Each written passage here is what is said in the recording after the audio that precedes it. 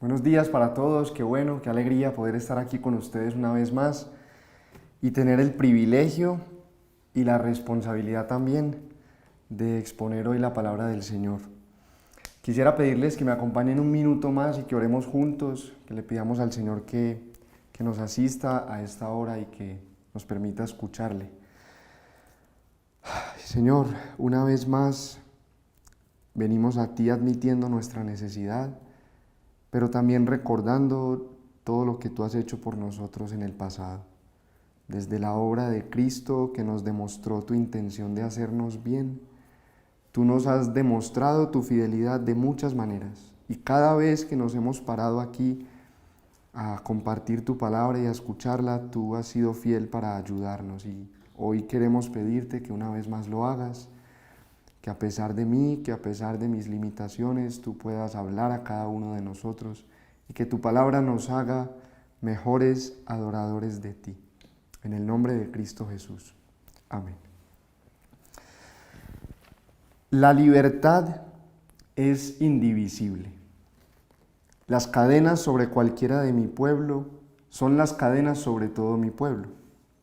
Y las cadenas sobre todo mi pueblo son las cadenas sobre mí. Eso fue lo que escribió Nelson Mandela en su autobiografía que se llama Un largo camino hacia la libertad.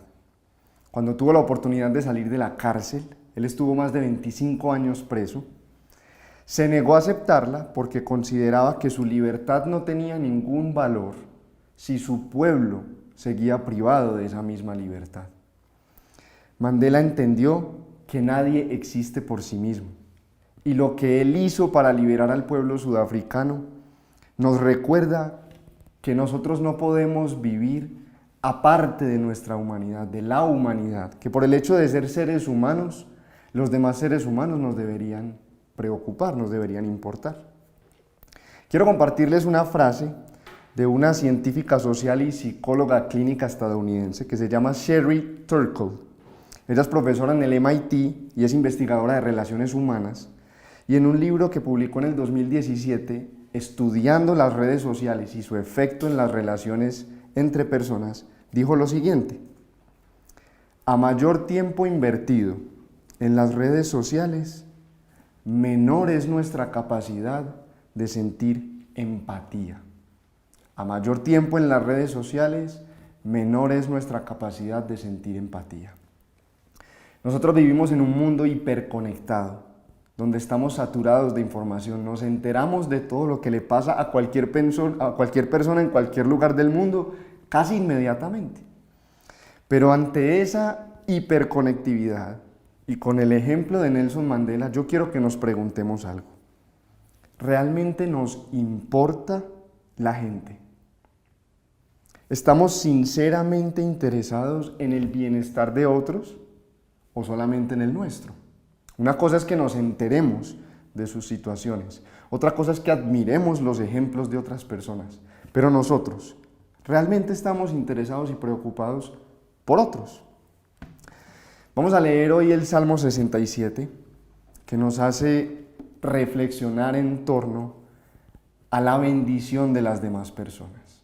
Salmo número 67, acompáñenme en sus Biblias a leer este salmo.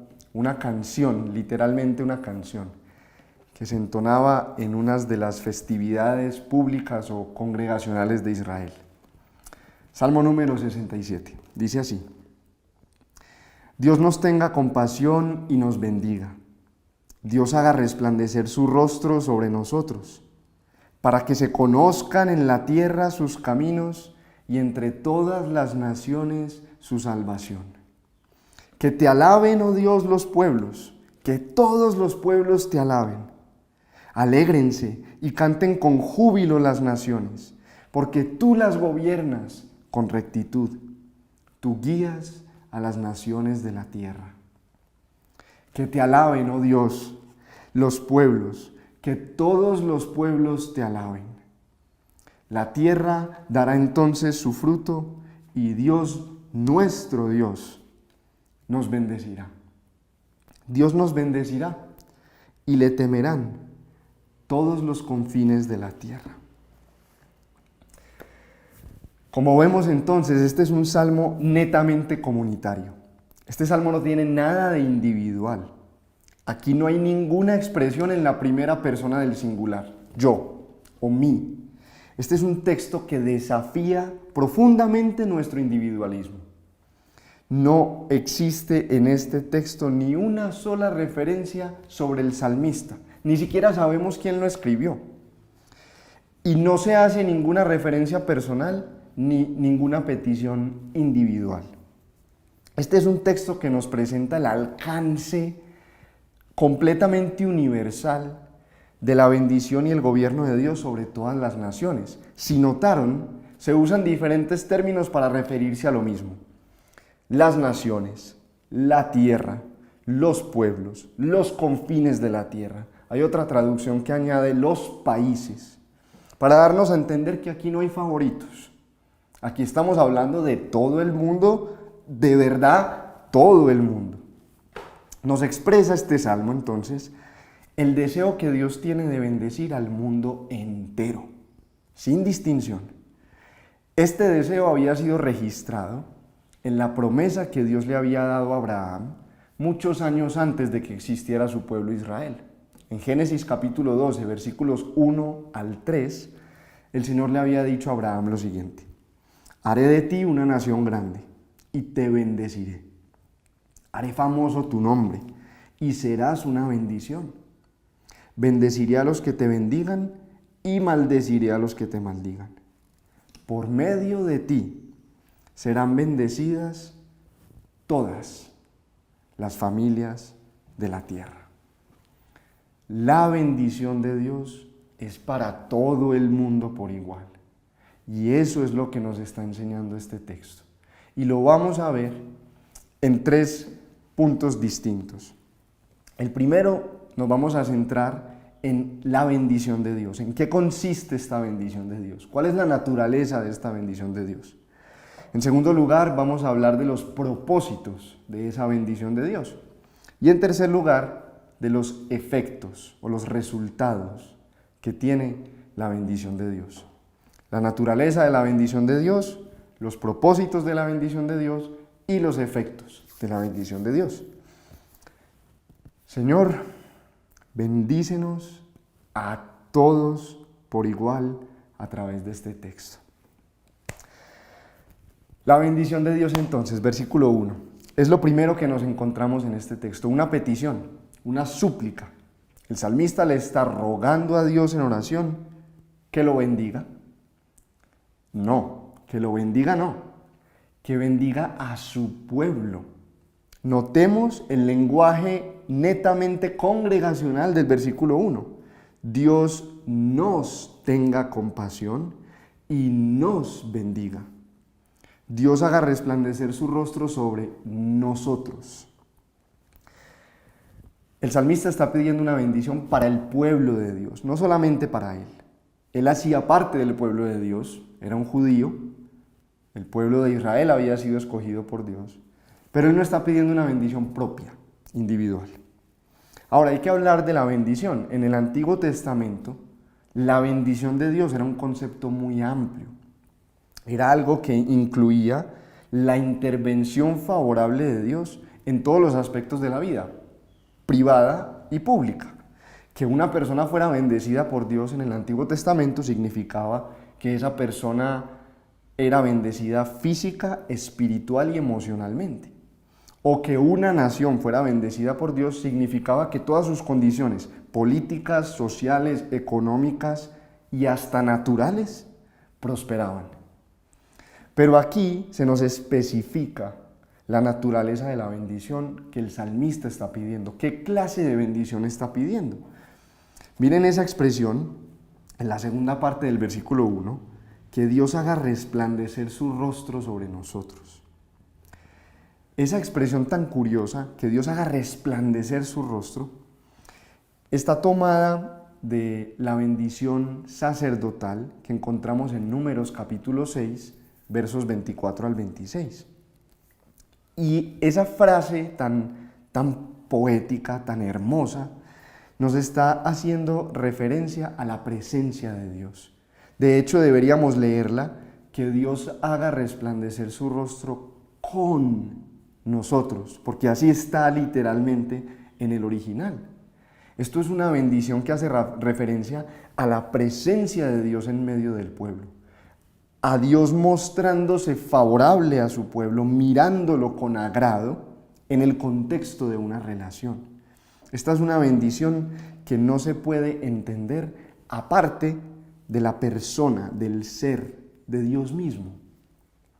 La mayor bendición es la presencia de Dios, que Él se involucre en todos los asuntos de nuestra vida, que Él viva nuestra vida con nosotros. Esa es la mayor bendición y a eso se refiere esta expresión tan bonita de que Dios haga resplandecer su rostro sobre nosotros. No se puede desear nada mejor que la presencia de Dios, porque Dios es la fuente y Dios es el fin de todas las bendiciones. Eso es entonces la bendición a la que se refiere el salmista, pero yo quiero llamarles su atención a un elemento importante. Miren que ahí también en el versículo 1, el salmista está apelando a la compasión de Dios. Que Dios nos tenga compasión y como resultado, que nos bendiga. En otras versiones, en lugar de compasión, dice misericordia. Nadie está en la posición de exigirle a Dios una bendición. Nadie merece ser bendecido por su propia cuenta. Nadie está en la posición ni en el derecho propio de demandar de Dios una bendición. Cualquier bendición que Dios nos dispense será el fruto de su misericordia y de su compasión. No podemos ganarnos ni conseguir con nuestro esfuerzo su bendición, ni mucho menos merecerla. Si Él nos la da, tiene que ser gratuita y libremente producto de su misericordia. Ni siquiera su pueblo merece su bendición. Eso es importante que lo mantengamos en mente. Entonces déjame preguntarte, después de haber hablado sobre esta bendición, ¿tú oras por la bendición de Dios para tu vida? Yo puedo imaginarme que sí, pero la pregunta es más bien, ¿tú oras por esta bendición? Porque Dios esté presente en todos los asuntos de tu vida, por vivir tu vida con Dios. Pasemos entonces al segundo punto, los propósitos de la bendición de Dios. ¿Con qué propósitos, con qué fines pide el salmista que Dios lo bendiga de esta manera? Versículos 2 al 5. Ahí vemos que la bendición de Dios en esos versículos es triple, o sea, hay 3 propósitos para esa bendición. El primero es dar a conocer a Dios a las demás naciones. El salmista pide la bendición de Dios para su pueblo, para que Dios sea conocido en las demás naciones. Claramente lo dice así el versículo 2, para que se conozcan en la tierra sus caminos y entre todas las naciones su salvación. O sea que esta no es una bendición que Israel recibe y acaricia como el Gollum a su anillo, mi precioso, mi precioso. No. Esta es una bendición que Israel recibe con un propósito muy claro: dar a conocer el camino de Dios en la tierra y dar a conocer su salvación a todas las naciones. Vemos entonces que el pueblo de Dios es el medio para bendecir a las demás naciones de la tierra. El pueblo de Dios es el agente de la bendición de Dios. Y aquí los caminos se están tratando de forma paralela con su salvación, para que se conozcan en la tierra sus caminos y entre todas las naciones su salvación. Son términos que se están poniendo en paralelo y que nos ayudan a entender uno al otro. Literalmente su salvación se refiere a su poder salvador. Y es probable que el salmista se esté acordando del Éxodo. Es probable que el salmista esté recordando la salvación o la liberación que Dios obró a favor de Israel en el pasado cuando lo sacó de su esclavitud en la tierra de Egipto. En esa ocasión Dios le había dicho a Moisés que esa liberación tenía el propósito de que tanto los israelitas como los egipcios supieran que el Dios de Israel era el Señor. En otras palabras, quería darse a conocer a otras naciones como Dios. Eso es lo que dice Éxodo 7:5 y Éxodo 31:13. Ese es el primer propósito entonces de recibir la bendición de Dios, darlo a conocer a otras naciones, dar a conocer su salvación, sus actos liberadores y poderosos. Pero el segundo propósito es que Dios reciba alabanza y adoración por eso. Vemos entonces, porque esa es la segunda petición del salmista en el versículo 3, que además se repite en el versículo 5, que te alaben, oh Dios, los pueblos, que todos los pueblos te alaben. Esta es una petición que tampoco es solamente para Él, solamente para su pueblo. Esta es una petición para que Dios reciba algo. No es para que las naciones reciban conocimiento de Dios, es para que Dios reciba adoración y alabanza y gratitud de las naciones. Esta es una súplica para la gloria de Dios. Esta es una súplica para que el nombre de Dios sea reconocido, para que el nombre de Dios sea exaltado. Este es el equivalente en el Antiguo Testamento a la petición del Padre Nuestro en el Nuevo que dice: venga tu reino, que se haga tu voluntad, Señor, aquí en la tierra como se hace en el cielo, que tu nombre sea santificado, que tu nombre sea engrandecido, que tu nombre sea apreciado, que tu nombre sea atesorado, que tu nombre sea reverenciado, que tu nombre sea considerado santo. Esta es una petición para que Dios sea engrandecido. Y vemos un tercer propósito de esta bendición de Dios. Entonces, primero, para dar a conocer a Dios a las naciones. Segundo, para que las naciones reconozcan, glorifiquen, agradezcan, alaben a Dios. Y tercero, para que las naciones se alegren, para que las naciones tengan un motivo de alegría. Versículo 4. Alégrense y canten con júbilo las naciones, porque tú las gobiernas con rectitud, tú guías a las naciones de la tierra. El salmista quiere que las naciones reconozcan que Dios tiene autoridad y potestad sobre el mundo entero. El salmista quiere que las naciones reconozcan la soberanía de Dios sobre toda la tierra. Pero sobre todo, el salmista quiere que las naciones reconozcan su gobierno. Así es como dice el versículo 4. Tú las gobiernas con rectitud. Pero no solamente como un hecho que se admite, como una verdad que se asimila y listo, como, sí, Dios gobierna. No. El salmista quiere que esto se reconozca como una buena noticia, como un motivo de alegría. Miremos bien el versículo 4. Alégrense y canten con júbilo. ¿Qué palabra? Júbilo, viva alegría. Las naciones. ¿Por qué? Porque tú las gobiernas con rectitud. El salmista quiere que al reconocer el gobierno de Dios, las naciones se alegren y se alegren con júbilo. ¿Y por qué? ¿Es que acaso uno se tiene que alegrar porque otro lo gobierne? No, evidentemente no. Y nosotros en Latinoamérica experimentamos gobiernos que nos producen de todo menos alegría.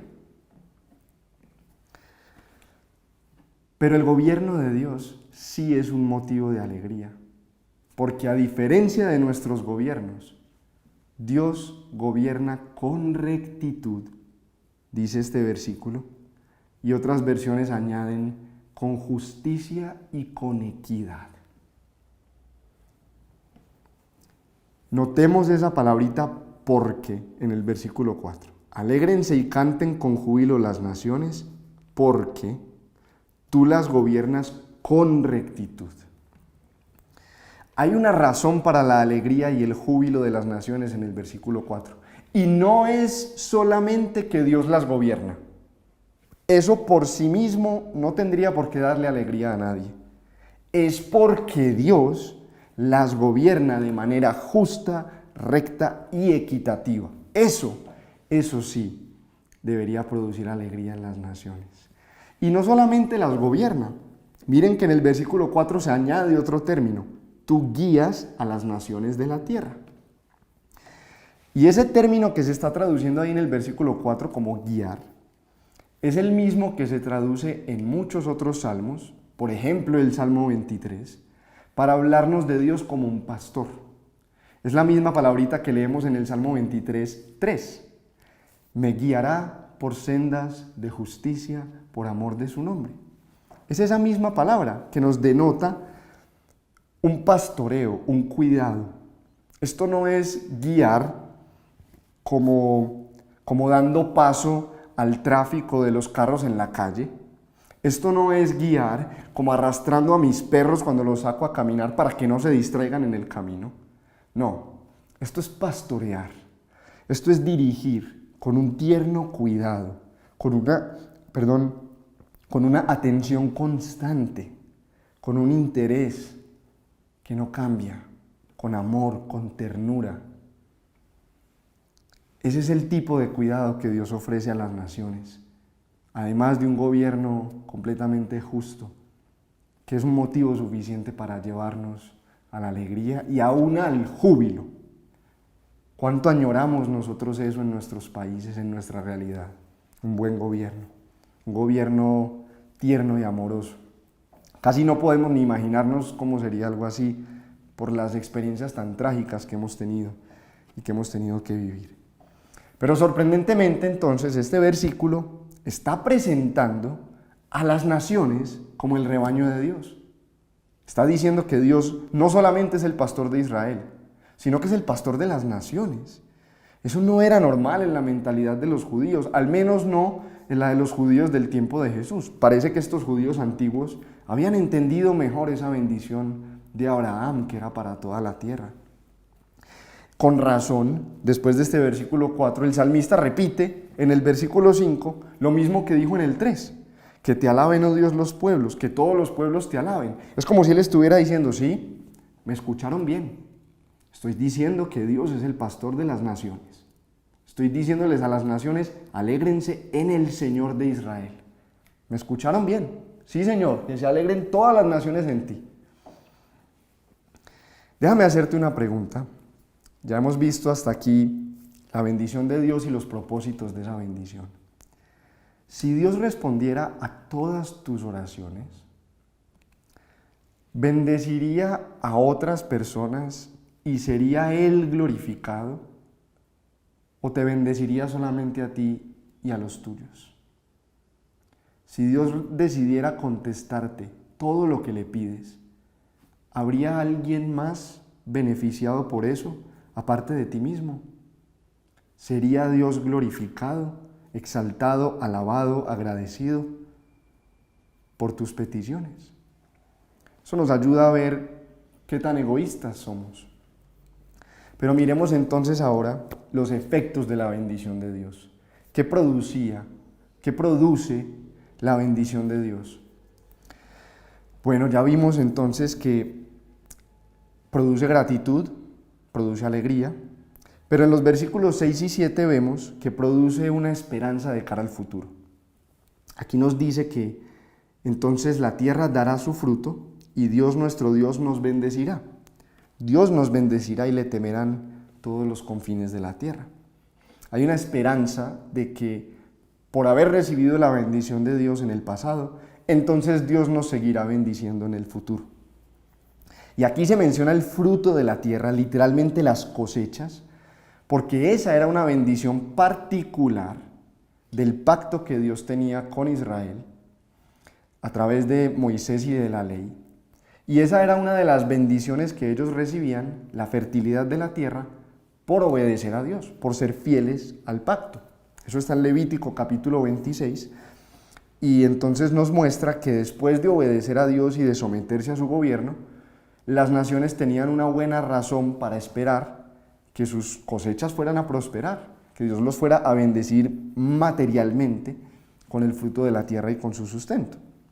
Ahora, algunos de ustedes de pronto se están preguntando, bueno, pero nosotros vemos que hoy mucha gente no se somete al gobierno de Dios, mucha gente ni siquiera lo reconoce, y la tierra da su fruto. Y las personas son sustentadas. Es verdad, la tierra ha dado su fruto desde que Dios la estableció así, y por su misericordia, Dios ha sustentado y ha bendecido a los buenos y a los malos a la vez, a los justos y a los injustos y a la vez, a todo el mundo. Pero esa bondad de Dios siempre tuvo el propósito de dar a conocer a Dios. Miren cómo lo pone Hechos 14:17.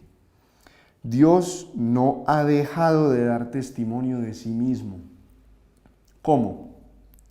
Haciendo el bien. ¿Cómo? Dándoles lluvias del cielo y estaciones fructíferas, proporcionándoles comida y alegría de corazón. Hechos 14:17. Dios no ha dejado de revelarse a sí mismo, de dar testimonio acerca de sí mismo a todo el mundo por igual, haciéndoles bien, dándoles lluvia, dándoles temporadas fructíferas, el fruto de la tierra, comida, sustento y hasta alegría. Por eso es que nosotros vemos a gente que no reconoce a Dios, que ni cree en Dios, felices, que comen todos los días, que no se acuestan con hambre y que hasta disfrutan la vida. Pero eso, según este texto, tiene el propósito de mostrar a Dios, de revelar su bondad. Entonces, cuando el salmista lo pone en este contexto, después de que las naciones han reconocido a Dios, nos está diciendo que ahora cada muestra de su sustento, cada muestra de su bondad, cada bendición que Dios nos da, por pequeña que parezca, el desayuno de la mañana, el postrecito del almuerzo, el cafecito de la tarde, tienen el propósito de mostrarnos a Dios, de llevarnos a Dios, de permitirnos experimentar a Dios, de despertar en nosotros gratitud y alabanza y adoración a Dios. Ahora Él está involucrado en todo, aún en lo más pequeño de nuestra vida, y recibe alabanza y gratitud por eso. Entonces déjame preguntarte, si tú has recibido la bendición de Dios en el pasado, ¿tú reconoces su bondad y su presencia, y tú le das gracias por los pequeños placeres y las bendiciones que te permite disfrutar en el día?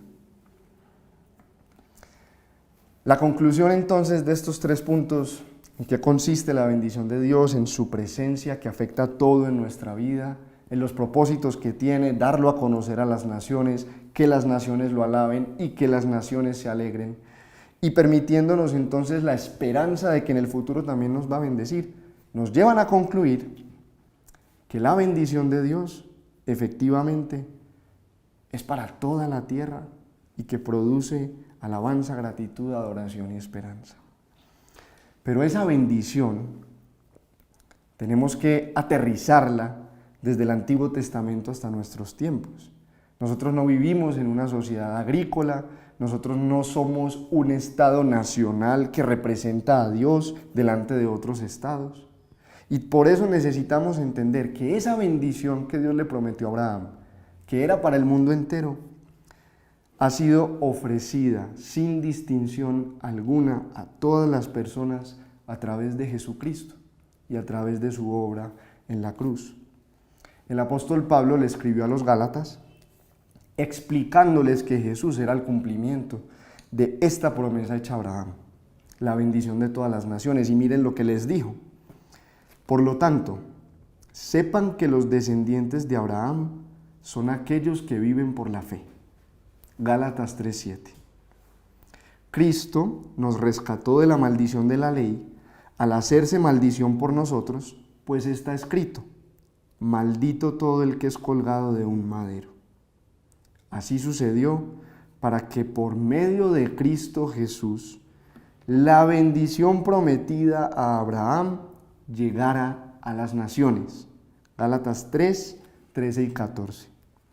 Y si ustedes pertenecen a Cristo, son la descendencia de Abraham y son herederos según la promesa.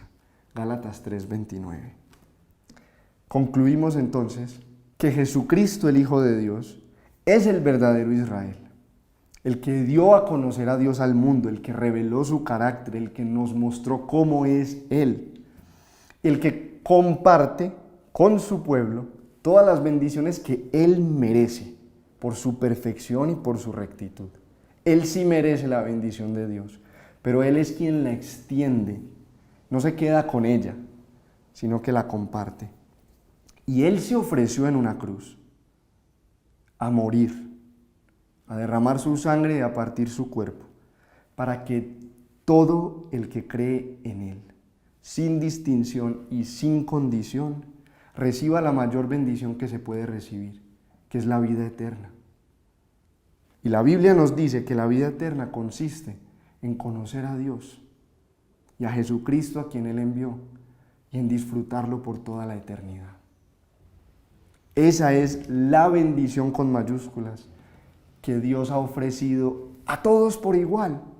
Ya no hay un pueblo de Dios que es un estado nacional como lo fue Israel en el pasado, sino que el pueblo de Dios está compuesto por creyentes, personas que han puesto su confianza únicamente en Jesucristo, regados por toda la tierra, en todas las naciones, de todas las tribus, de todas las etnias, de todas las razas, de todas las lenguas, de todas las naciones.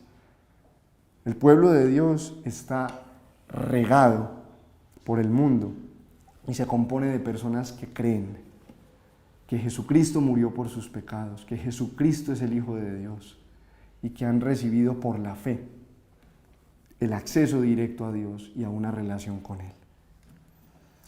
Entonces aquí nos surge una pregunta.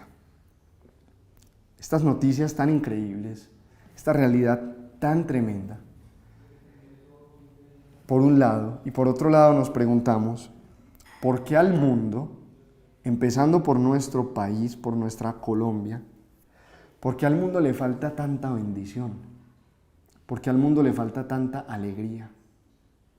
¿Será que Dios dejó de bendecir a las naciones a través de su pueblo?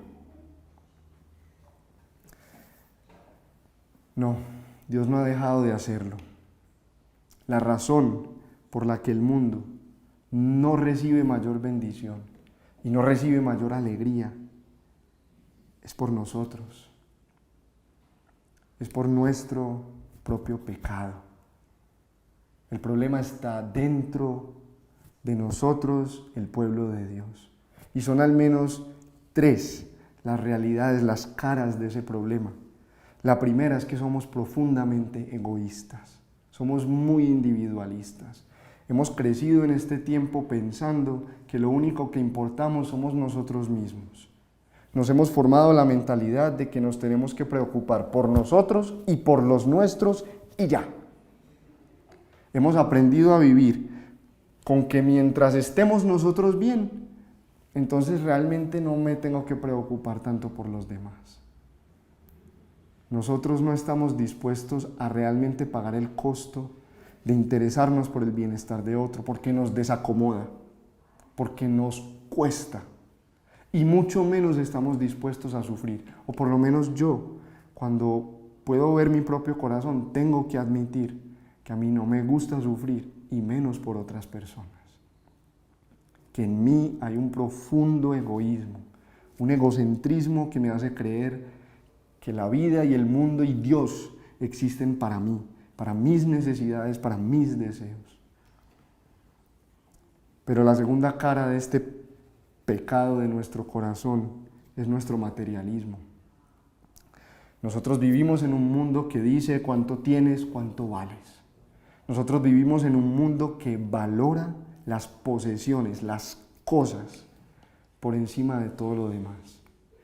Y nosotros a veces pensamos, bueno, como a mí Dios no me ha bendecido tanto como a otros, como yo no tengo de sobra, pues yo realmente no me tengo que preocupar, ni le tengo que ayudar a los demás, ni tengo que pensar en su bienestar. Yo tengo suficientes necesidades por las cuales preocuparme. Yo tengo que velar por los míos, yo tengo que asegurar mi futuro, yo tengo que cuidar mi estabilidad. Entendemos, o hemos venido a entender, que las bendiciones son solo materiales, que solo cuando tenemos cosas es cuando hemos sido bendecidos.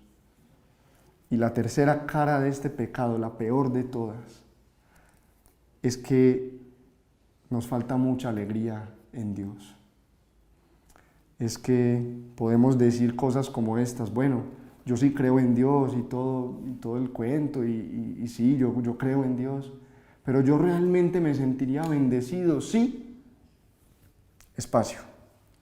Y llena tú ese espacio.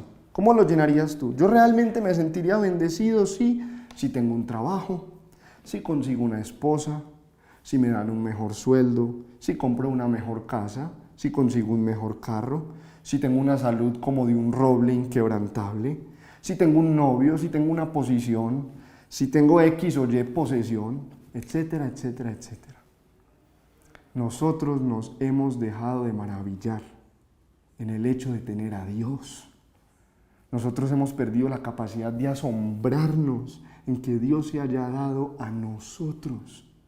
Nos falta mucha alegría en Dios y por eso no la compartimos con nadie. Pero hay buenas noticias para nosotros, hay buenas noticias. Y la primera es una evidencia, además, pues nosotros mismos somos el fruto de que Dios bendijo a su pueblo en el pasado. Nosotros mismos somos la evidencia. Que haya cristianos aquí es la evidencia de que hubo otros cristianos en el pasado, otros seguidores de Cristo que fueron bendecidos. En esta iglesia tenemos personas de muchos lugares del mundo. En esta iglesia tenemos gente de Venezuela, tenemos gente de Ecuador, tenemos gente de Guatemala, tenemos gente de México, tenemos gente de Estados Unidos, de Canadá, de Inglaterra, de Alemania, y tal vez se me está escapando alguna, pero hasta donde yo sé no tenemos ningún judío. Ni por mis venas, y creo que por las tuyas tampoco, corre una sola gota de sangre judía. Y sin embargo, podemos ver que estamos aquí y que hay cristianos, porque antes de nosotros hubo gente que fue bendecida por Dios y que no se guardó esa bendición.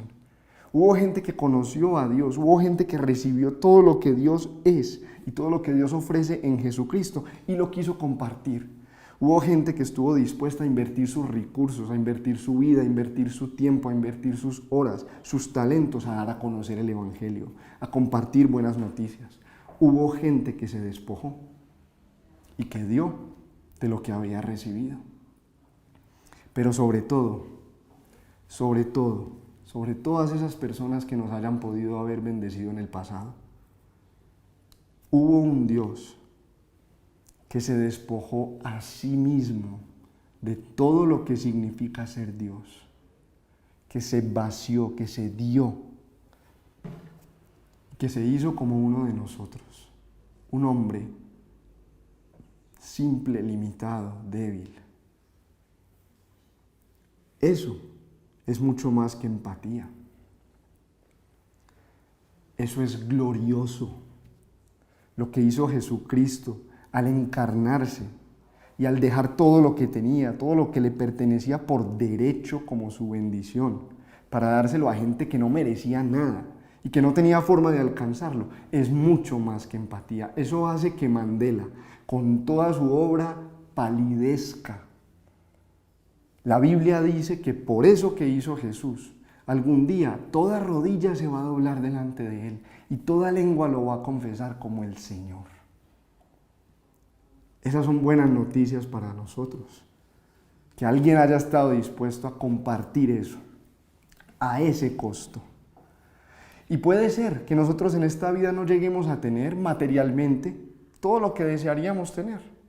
Dios no nos ha prometido eso, ni siquiera nos ha prometido que nos librará de los problemas ni de los sufrimientos. Pero en Cristo Jesús tenemos a Dios. A Dios.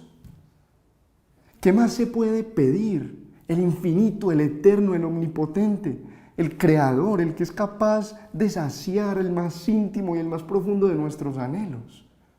¿Qué más podemos necesitar si tenemos a Dios? ¿Qué más nos va a hacer falta si contamos con Él a nuestro favor? El que creó todo de la nada, el que lo sustenta con su palabra, el glorioso, el único, el incomparable. Si lees Efesios capítulo 1, te vas a sorprender de todas las bendiciones espirituales que la Biblia nos dice que los cristianos ya tenemos en Cristo. Escogidos, santificados, amados, adoptados, perdonados de todos nuestros pecados, conocedores del misterio del Evangelio, que no es poca cosa, hechos herederos de Dios. ¿Qué significa eso? Hechos herederos de Dios, que nos va a pertenecer todo lo que a Él le pertenece, marcados con el Espíritu Santo y preservados hasta el final y por la eternidad. Si eso no nos basta, nada en el mundo ni en el universo entero nos va a bastar.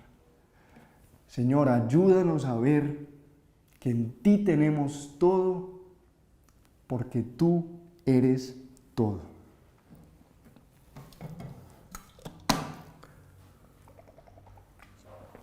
Vamos a pensar cómo podemos aplicar esto para nuestras vidas.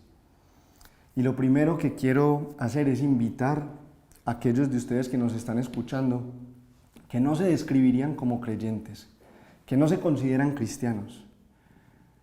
Hoy a ti Dios se ofrece. Dios se ofrece a ti en Cristo Jesús. Te ofrece vida eterna, te ofrece perdón. Ahí donde estás, seas quien seas, sin ninguna condición, sin ningún pero, sin ningún requisito, Dios se ofrece a ti para darte la bendición que tú ni siquiera te has atrevido a soñar y que nada en este mundo te podría dar. Y yo quiero invitarte a que la tomes, a que te alegres. Es nuestro deseo aquí en el Redil del Poblado que se alegren las naciones por lo que nosotros hemos recibido. Pero también quiero hablarle a los que sí se han llamado cristianos, a los que hemos seguido a Cristo, a los que hacemos parte de su pueblo. Y lo primero que podemos pensar como aplicación es que es válido pedirle a Dios que nos bendiga. Es válido pedirle al Señor que nos bendiga, pero guardemos nuestras motivaciones. ¿Con qué propósito estamos pidiendo la bendición del Señor? Santiago 4:3 dice que nosotros pedimos y no recibimos porque pedimos mal para gastar en nuestros propios deleites. Pero aquí acabamos de ver que podemos pedir para la gloria de Dios y para el bien de otros. Y creo que ahí hay un espacio válido para despertar nuestro deseo de pedirle al Señor bendición. Sin embargo, creo que incluso más importante es que recordemos lo que Dios ya nos ha dado. Nosotros ya hemos recibido una bendición eterna e incomparable en Jesucristo. Nosotros hemos recibido una salvación tan grande que realmente podríamos estar satisfechos, aunque Dios no nos bendiga de ninguna otra manera en el futuro. Y creo que es más importante que recordemos eso y que con esa bendición nos atrevamos a compartir y a bendecir con las naciones y a bendecir a las naciones.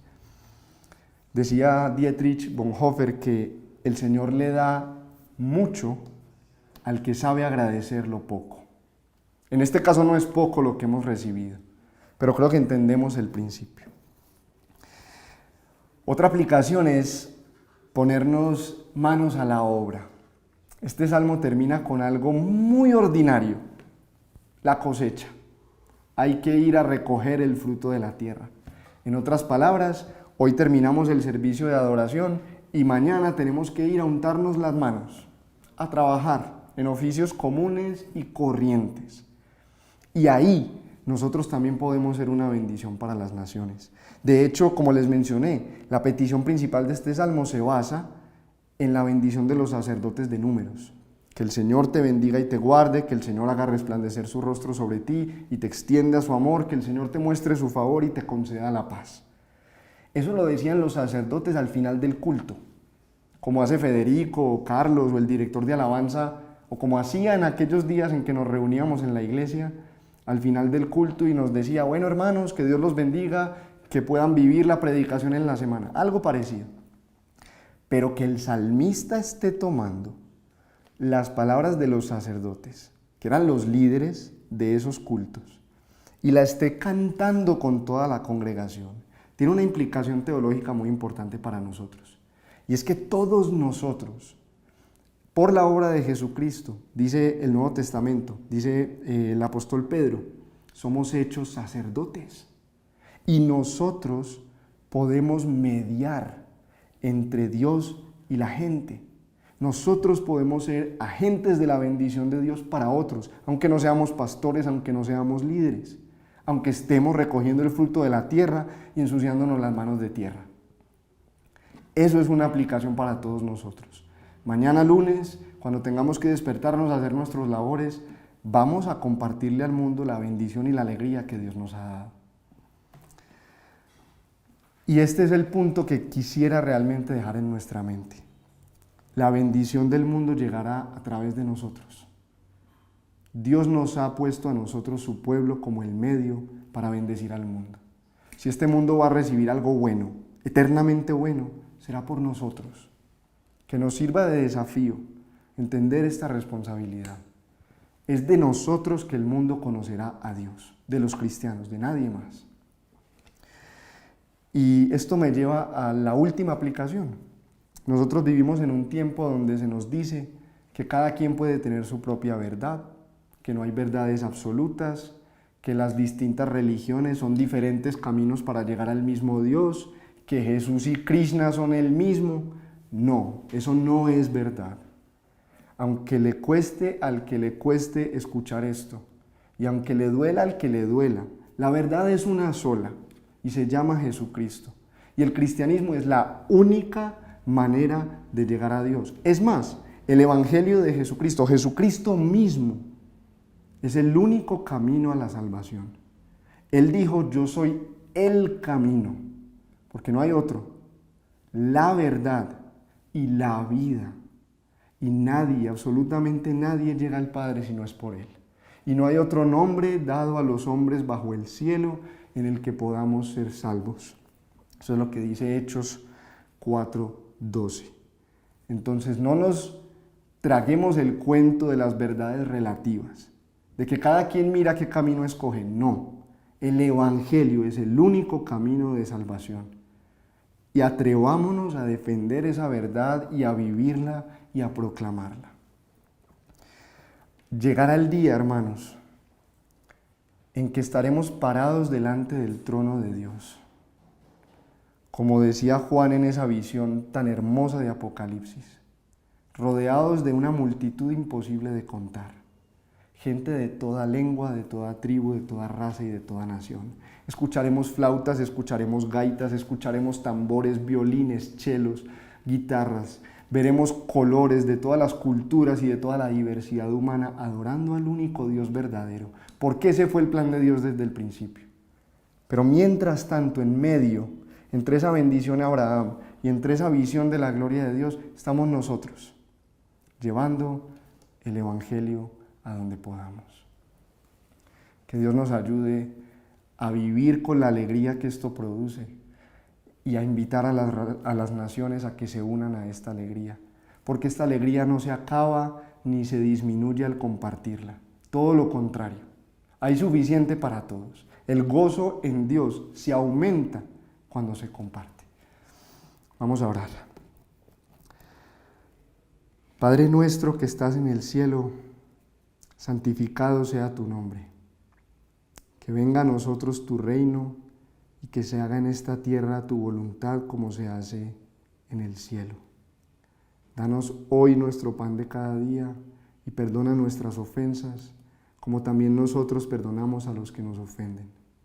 No nos dejes caer en tentación y líbranos del mal, porque tuyo es el reino, tuyo el poder y la gloria, por los siglos de los siglos.